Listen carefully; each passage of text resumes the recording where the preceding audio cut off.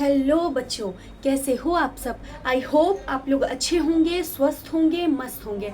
आप सभी का आपके अपने SM सक्सेस मास्टर चैनल पर बहुत बहुत स्वागत है। बच्चों, कल आप लोगों ने कहा था कि मैम एक LLB वाले बच्चे के लिए स्पेशली कट ऑफ और जो डॉक्यूमेंट की लिस्ट है, नेक्स्ट कट ऑफ जो OBC ST SC वाले बच्चे का आने वाला है, तो वो सारी जानकारी एक वीडियो में स्पेशली LLB वाले बच्चे के लिए लेके आइए। तो मैं आज आप लोगों के लिए LLB वाले जितने भी बच्चे हों उन सभी के लिए स्पेशली वीडियो लेके आ गई हूँ। इसमें आप लोगों को बताया जाएगा सबसे पहले LLB का जो कट ऑफ है वो कितना गया है। आप लोगों को 22 तारीख को काउंसलिंग के लिए जाना है, तो बिना किसी समस्या के आप लोगों को पूरा डिटेल यहाँ पे दिया जाएगा। आप लोग को थोड़ा सा भी समस्या नहीं आएगा ये समझने में कि आपका कितना कट ऑफ है, कितना नंबर है, आपका जो नंबर है वो कट ऑफ के अंदर है कि नहीं। तो सारी चीज़ें यहाँ आपको बताई जाएगी। उसके बाद डॉक्यूमेंट का क्या क्या लिस्ट है, डॉक्यूमेंट कौन कौन सा आपको लेके जाना है, वो सारी चीज़ें बताई जाएंगी। फिर OBC ST SC वाले जो बच्चे हैं उनका कब आएगा, जो सेकेंड मेरिट लिस्ट बनेगा जिसमें OBC ST SC वाले बच्चे के लिए स्पेशली बताया जाएगा, तो वो कब आएगा वो मैं बताऊंगी। फिर उसके बाद उसमें कितने नंबर वाले बच्चों का होने का चांस रहेगा, ये सारी चीज़ें आपको बताया जाएगा। तो चलिए बिना समय को बर्बाद करते हुए अपने वीडियो को स्टार्ट करते हैं। तो LLB का जो कट ऑफ है, तो जितने भी बच्चे हैं जिनका नंबर जो है कट ऑफ के अंदर आएगा, तो उन सभी बच्चों को 22/8/2026 को आपके हरिश्चंद्र PG कॉलेज में जाके काउंसलिंग करवाना है। ठीक है, टाइमिंग क्या रहेगा, तो 10:30 से 4 बजे तक का टाइमिंग रहेगा। बच्चों एक चीज़ ध्यान रखिएगा, 10:30 से 4 बजे दिया हुआ है तो ऐसा नहीं है आपको लेट से जाना है, नहीं, आपको 10:30 से 12 बजे तक वहाँ प्रेजेंट हो जाना है। हरिश्चंद्र PG कॉलेज में 10:30 से 12 बजे तक प्रेजेंट हो जाना है, क्योंकि ज़्यादा लेट जाएंगे तो फिर आपको बहुत सी समस्याओं का सामना करना पड़ सकता है। तो आपको 10:30 से 12 बजे तक काउंसलिंग में चले जाना है। अब उसके बाद हम समझ लेते हैं कितने नंबर आपका है तो आप वहाँ पे जा सकते हो। तो यदि आप हरिश्चंद्र PG कॉलेज से पढ़े हुए हो, मतलब आपने अपना ग्रेजुएशन हरिश्चंद्र PG कॉलेज से या post graduation Harishchandra PG college से किया है और आपका 45 नंबर आया है, चाहे आप जनरल OBC ST SC किसी भी कैटेगरी से हो, आपने हरिश्चंद्र PG कॉलेज से अपना ग्रेजुएशन या पोस्ट ग्रेजुएशन कंप्लीट किया है और आपका 45 नंबर है, तो आप 22 तारीख को काउंसलिंग में जाने के लिए एलिजिबल हो, आप काउंसलिंग में जा सकते हो। ठीक है, अब नेक्स्ट चलते हैं, आगे बढ़ते हैं। तो यदि बच्चों आप अदर कॉलेज से अपना ग्रेजुएशन या पोस्ट ग्रेजुएशन किए हो, मतलब आप किसी और कॉलेज से किए हो अपना ग्रेजुएशन या पोस्ट ग्रेजुएशन, तो आपका इस स्थिति में यदि 55 नंबर है, 45 से 10 ज़्यादा 55 नंबर है, फिर चाहे आप OBC जनरल ST SC किसी भी कैटेगरी से हो, आपका 55 या 55 से ज़्यादा नंबर है और आप अदर कॉलेज से अपना जो है किए हुए हो स्टडी, ग्रेजुएशन और पोस्ट ग्रेजुएशन किए हुए हो, तो ये आप भी काउंसलिंग में 22 तारीख को जाने के लिए एलिजिबल हो, आपको भी जाना है। ठीक है बच्चों, अब हम आगे बढ़ते हैं। तो अब हम लड़कियों के लिए स्पेशली बात करेंगे। ठीक है, जितनी भी हमारी बच्चियां हैं उन सभी के लिए स्पेशली यहाँ पे बात किया जाएगा। तो जितने भी बच्ची हैं जो कि हरिश्चंद्र PG कॉलेज से अपना ग्रेजुएशन या पोस्ट ग्रेजुएशन किया है उन्होंने, तो उनका यदि 40 नंबर आया है बेटा, 40 नंबर यदि आया है लड़कियों का, चाहे वो जनरल OBC ST SC किसी भी कैटेगरी से हैं, तो वो भी जाएंगी 22 तारीख को अपना काउंसलिंग करवाने के लिए। ठीक है, फिर उसके बाद फिर से लड़कियों की ही बात करेंगे। ऐसी लड़कियां जो कि अदर कॉलेज से अपना स्टडी की हुई हैं, ग्रेजुएशन पोस्ट ग्रेजुएशन जो है वो अदर कॉलेज से, किसी दूसरे कॉलेज से की हुई हैं और अभी वो हरिश्चंद्र PG कॉलेज में एडमिशन लेना चाहती हैं, तो यदि उनका 50 नंबर से ज़्यादा है तो वो सभी बच्चियां जाएंगी LLB के काउंसलिंग के लिए हरिश्चंद्र PG कॉलेज में 22 तारीख को 10:30 से 12 बजे के बीच में। ठीक है बच्चों, आगे बढ़ते हैं। तो हरिश्चंद्र PG कॉलेज के जितने भी बच्चे हैं जो कि हरिश्चंद्र PG कॉलेज से ग्रेजुएशन या पोस्ट ग्रेजुएशन किए हैं और वो उनका EWS है, यानी कि वो जनरल कैटेगरी से हैं पर उन्होंने अपना EWS लगाया हुआ है। EWS के लिए भी बच्चा 2 कंडीशन है, जो कि मैं जब डॉक्यूमेंट बताऊंगी ना तो आप लोगों को डिटेल में बताऊंगी। तो आप लोगों ने यदि EWS भरा हुआ था तो और आप हरिश्चंद्र PG कॉलेज से ग्रेजुएशन या पोस्ट ग्रेजुएशन किए हुए हैं, तो आपका यदि 33 नंबर है तो आप वहाँ हरिश्चंद्र PG कॉलेज में जाने के लिए एलिजिबल हो। ठीक है बच्चा, उसके बाद अदर कॉलेज से जो भी बच्चे हैं जो कि अदर कॉलेज से अपना पढ़े हुए हैं, ग्रेजुएशन या पोस्ट ग्रेजुएशन अदर कॉलेज से उनका है और उन्होंने EWS लगाया है, तो उन सभी का यदि 43 नंबर है तो वो एलिजिबल है हरिश्चंद्र पीजी कॉलेज में काउंसलिंग करवाने के लिए। इतना समझ में आ गया। ये जो स्टार्टिंग से हरिश्चंद्र पीजी कॉलेज ओसी अदर कॉलेज वाला था, ये मेल एंड फीमेल दोनों के लिए था। 45 नंबर में यदि आप हरिश्चंद्र पीजी कॉलेज में पढ़े हुए हो, ग्रेजुएशन या पोस्ट ग्रेजुएशन किए हुए हो, मेल एंड फीमेल दोनों के लिए है और उनका 45 नंबर है तो वो जा सकते हैं। और ओबीसी ओसी वाले यानी कि अदर कॉलेज वाले जो बच्चे हैं उनका यदि 55 नंबर है, चाहे आप मेल फीमेल कोई भी हो, तो आपको जाना है, ठीक है। फिर स्पेशली लड़कियों का आ गया, फिर ईडब्ल्यूएस वाले बच्चे का मैंने बता दिया। आप चलते हैं इन द लास्ट एमएम यानी सेना में सेवारत जितने बच्चे हैं, एफएफ यानी जिनके पिता माता कोई भी गवर्नमेंट जॉब कर रहे हैं तो उन सभी बच्चों के लिए। फिर पीएच यानी कि जो दिव्यांग बच्चे हैं, तो जितने भी बच्चे सेना में सेवारत हैं, जिनके माता पिता कुछ गवर्नमेंट जॉब कर रहे हैं या फिर जिनका जो है दिव्यांग हैं वो, तो उन सभी बच्चों को, समस्त बच्चे को, जितने बच्चे ने भी एलएलबी के लिए फॉर्म भरा था, उन सभी बच्चों को, चाहे वो हरिश्चंद्र पीजी कॉलेज से पढ़ते थे, ग्रेजुएशन या पोस्ट ग्रेजुएशन किए हैं, चाहे तो अदर कॉलेज से ग्रेजुएशन या पोस्ट ग्रेजुएशन किए हैं, तो उन सभी समस्त बच्चे को हरिश्चंद्र पीजी कॉलेज में काउंसलिंग के लिए जाना है, ठीक है। तो दिनांक 22 तारीख को जितने बच्चे को भी काउंसलिंग में जाना है, उन सभी बच्चों के बारे में मैंने बता दिया। जितने बच्चे बचे हुए हैं तो उनका भी मैं बताऊंगी, क्योंकि ओबीसी एसटी एससी का अलग से कट ऑफ बनने वाला है, ठीक है। तो वो चीज़ें भी मैं बताऊंगी, पर उससे पहले हम डॉक्यूमेंट की ओर चलते हैं कि हमारा कौन कौन सा डॉक्यूमेंट, जो भी बच्चे यहाँ पे जाने वाले हैं 22 तारीख को यानी परसों, तो मैं उनके लिए डॉक्यूमेंट सारा बता देती हूँ कि आपको कौन कौन सा डॉक्यूमेंट जो है वो लेके जाना है। बच्चों इस लिखे हुए पे ध्यान मत दो, मेरे शब्दों पे ध्यान दो, क्योंकि बहुत कुछ ऐसी चीज़ें बताऊंगी जो कि आपके लिए जानना बहुत इम्पॉर्टेंट है, ठीक है। तो सबसे पहला आपका रजिस्ट्रेशन फॉर्म 3 पेज का जो है, जो कि आपने समर्थ पोर्टल पर 3 पेज का रजिस्ट्रेशन फॉर्म भरा होगा, तो वो सबसे इम्पॉर्टेंट है।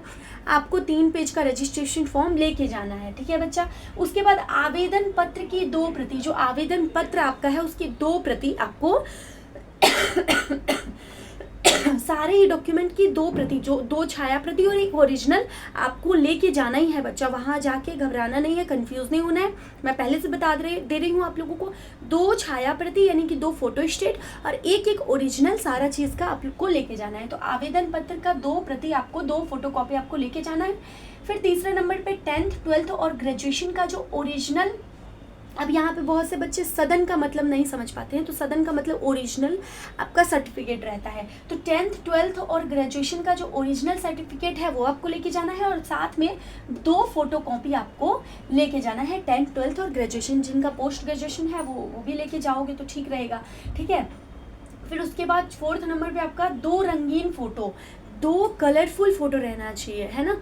ये नहीं कि एक वाइट एंड ब्लैक वाला, जो ब्लैक एंड वाइट वाला वो जो फोटो है वो लेके चले जाओगे, नहीं, 2 कलरफुल फोटो रहना चाहिए। फिर उसके बाद अंडरटेकिंग फॉर्म रहना चाहिए, और ये अंडरटेकिंग फॉर्म अब कहाँ से निकालें, तो आप खुद से भी निकाल सकते हो। आपके वेबसाइट पे, हरिश्चंद्र पीजी कॉलेज के वेबसाइट पे दिया हुआ है, आप खुद से भी वहाँ से जाके अपना जो है अंडरटेकिंग का फॉर्म निकाल सकते हो। यदि आप लोगों को नहीं आ रहा है तो आप कमेंट कर दीजिएगा, तो मैं आप लोगों को बता दूंगी कि कैसे निकालना है, ठीक है। तो आप खुद से निकाल लेना। देखो, अंडरटेकिंग का फॉर्म 2 प्रकार का होता है, एक तो बीए बीएससी बीकॉम वाले बच्चे के लिए, एक तो एलएलबी वाले बच्चे के लिए। तो आपको बीए बीएससी बीकॉम वाले बच्चे का नहीं लेना है, आपको एलएलबी वाले का लेना है, ठीक है। तो अगर नहीं समझ में आएगा तो मैसेज कर दीजिएगा, कमेंट कर दीजिएगा, आप लोगों को मैं बता दूंगी, ठीक है।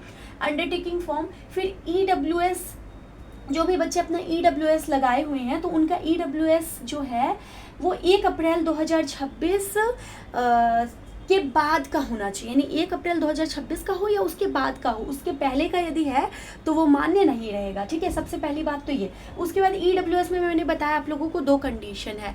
पहला कंडीशन कि आपका ईडब्ल्यूएस जो है वो 1 अप्रैल 2026 का ही बना हुआ होना चाहिए या उससे बाद का बना हुआ होना चाहिए, पहले का नहीं। 2025 का यदि है तो वो मान्य नहीं है।